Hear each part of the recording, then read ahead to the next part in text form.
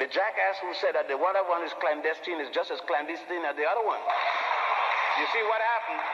What happened is that one man always believed that he got the right way. The fact is that either Mason is a clandestine, because the Mason in America got his garbage from England, and the English stole 22 tablets from Egypt and established what they call York rights. Who gave it to them? The Scots, I said before, added to that and called the Ethelbert rights. 11 were the Scottish rights. So when one man called another man a clandestine, what does he mean about it? He got his the same way the other one got it, by crookery. A thief can't call another one a thief with no sense of dignity. Unfortunately, is that we take the leftover from everybody and think we got something. How could you talk about a secret society marching in the middle of the street with top hat?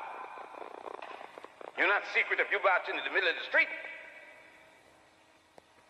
Contradictions. How are you going to build a building with top hat? People are masons with a trowel and with mortar.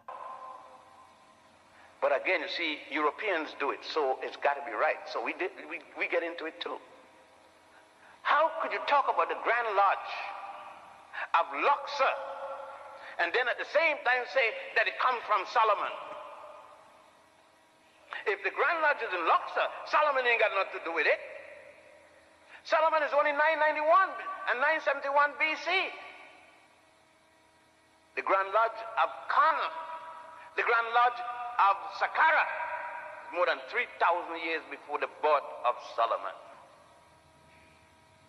King Solomon has nothing to do with Freemasonry. Nothing, absolutely. It is a distortion of the works of the Africans along the Nile that early Hebrews did by putting Solomon into it. I suggest that they go to the Grand Lodge of Luxor, which the ruins are still there in a place called Luxor, and see for themselves the symbols, see for themselves the kind of aprons and the kind of vestment that the ancient Africans used in the mystery system. See for themselves the grand architect that they were talking about. See for themselves when Amenhotep redesigned the Grand Lodge and used the opium as the means of paying for this. There was no England, no Scotland, no Wales in existence in 4100 BC when the first Grand Lodge was built at a place called Saqqara. S-A-K-H-A-R-A, which is now spelled also S-A-Q-Q-A-R-A. Enhotep designed the first temple.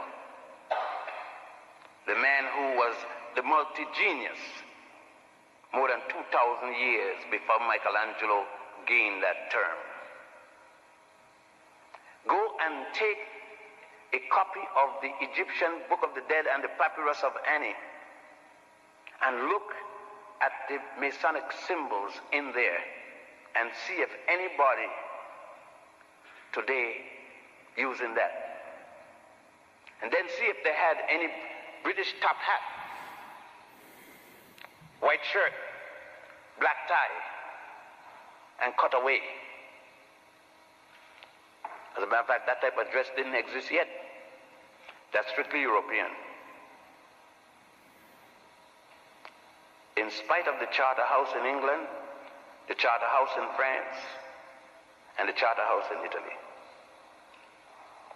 Nobody called themselves ancient, free and accepted, or ancient. How you going to call yourself ancient if you're back there? They didn't use the word ancient.